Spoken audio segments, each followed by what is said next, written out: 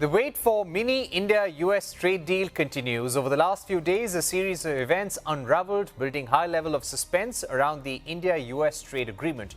US President Donald Trump and his administration mentioned about the deal on multiple occasions, saying India and US are nearing a deal. However, there was one twist in this negotiation, and that was when Trump called out BRICS nations for their statement on tariffs, and since then, he threatened these nations with additional tariffs for their anti-American policies.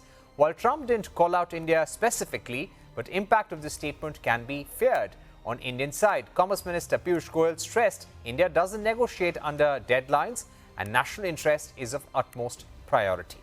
With August deadline approaching, sources say India's negotiating team may visit the US in the coming days to hold discussions on outstanding issues and sticking points.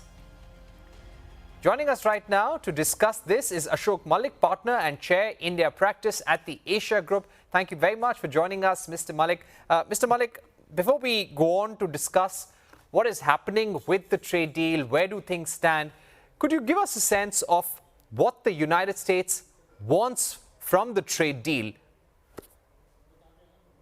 Well, when it started off, when Mr. Trump came to office and started talking about tariffs and trade deals, especially with India, the assumption was he wanted to prize open protected markets for US goods and services. Since then, many other factors have come in. Essentially, he's talking about three separate types of tariffs on any given day. One are bilateral tariffs, tariffs against an individual country, which is what we've been negotiating. Second are sectoral tariffs, tariffs against on all countries and all sources for certain commodities, like copper, lumber, which he imposed some months ago, steel, pharmaceuticals, which has been threatened now at 200%.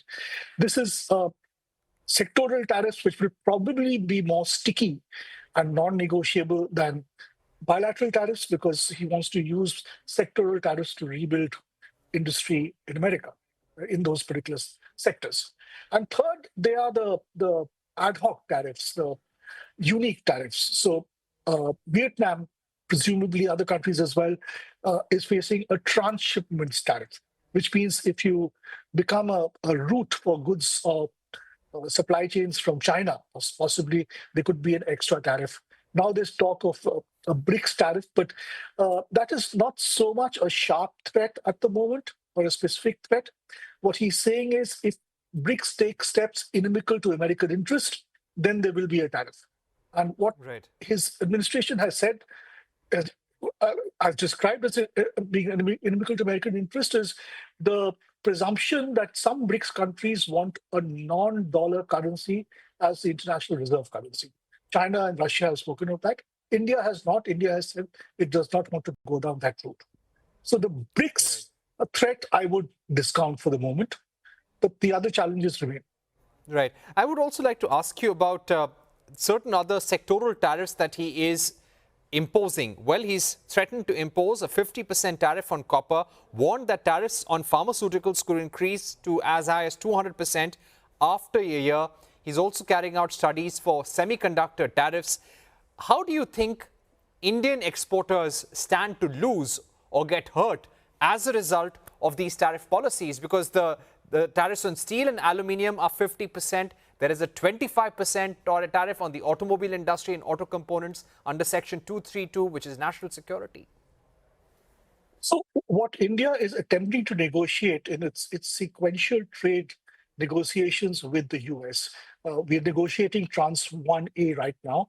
Then there will be a tranche 1B, and then there will be a full-fledged trade deal with tranche 2 down the line. This will presumably be a multi-year, at least a multi-month process. What India's hoping for is some respite on sectoral tariffs, which may be applicable for other countries, or almost all other countries, but not for a country such as India, which is negotiating not a tariff deal, but a trade deal.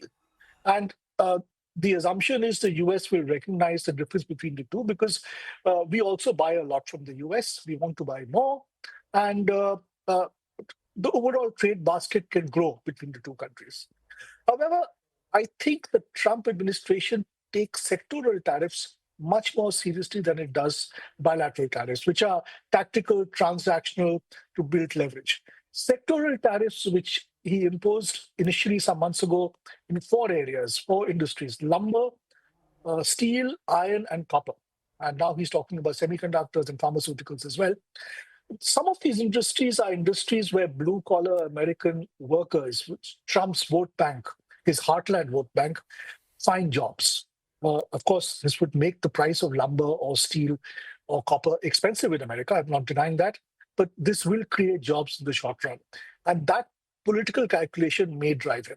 So I personally expect sectoral tariffs to be more sticky and more difficult to negotiate than bilateral tariffs. However, India is looking for some pathway as part of a broader trade deal, not just a tariff deal. Let's see to what degree the Trump administration agrees. Right. I would also like to ask you, as somebody who watches India-US relations very closely, you've been doing so for decades, do you expect the two-way investments, I'm not talking about trade right now, but investments between the two countries to probably slow down or even come to a stop because of these uncertainties around tariffs, because things are changing every week? Well, there are various types of investments. If you look at the services sector, which has so far been untouched by the tariff war, then investments in the services sector, which is the bulk of Indo-US trade, actually continue. Companies are still looking to outsource to India. They're still looking to set up GCCs in India.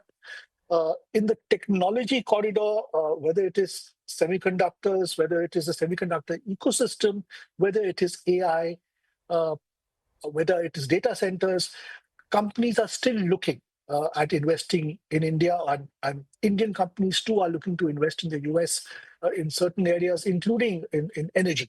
Okay, and of course, investment in each other's capital markets continues and will continue.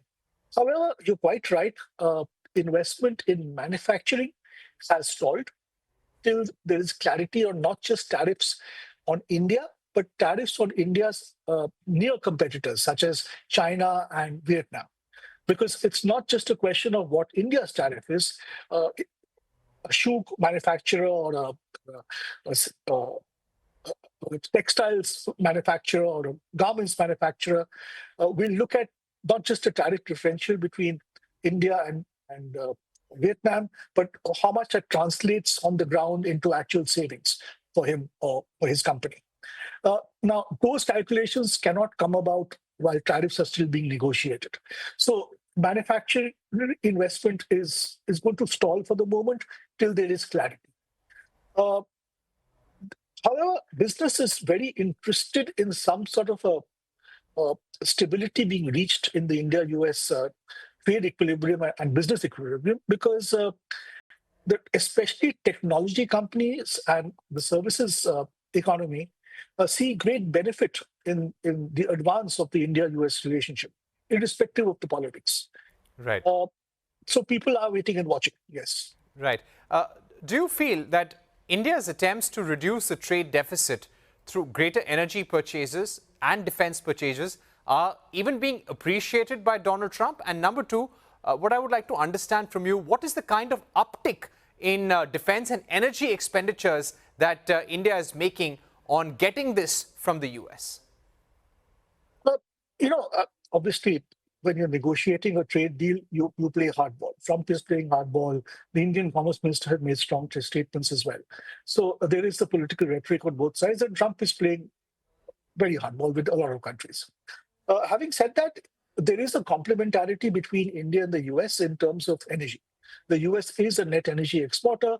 India is a net energy importer, from natural gas to shale oil when America starts producing it again, to, in fact, greater commerce in nuclear technology.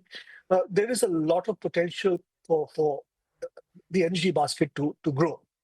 When it comes to defense, there will be platforms we will buy from the US. There will be planes we'll buy from the US, especially transport planes and helicopters. But India can't buy a new platform every year. And India also wants to manufacture within the country. It doesn't want to give up a historical Russia dependency for America dependency or a France dependency. It wants a diversified source architecture for its defense sourcing, as well as which includes making it home. So there is a limit to how much we can keep. We can't buy a new, 500 planes every year. Obviously, there is a limit to that. But what we can buy from the US certainly to make our own manufacturing competitive, to increase our ability to make in India are certain, not just energy, but certain types of commodities, certain types of chemicals, certain types of steel and metals. There is a lot we can buy from the US as we ramp up our own manufacturing.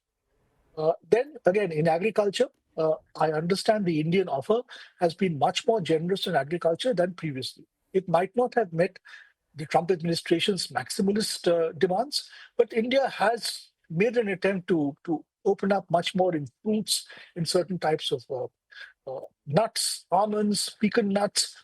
Now, obviously, wheat and rice cannot be thrown open to the American market to the degree the Americans want. But that is true for many countries. Try selling rice to the Japanese. It's very difficult.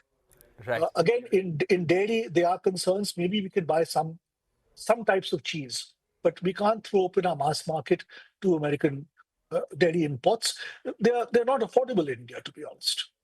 Right. We've run out of time, but thank you very much, Mr. Malik, for that very interesting conversation on India-US relations in the midst of all these tariff uncertainties that we're seeing. We've run out of time.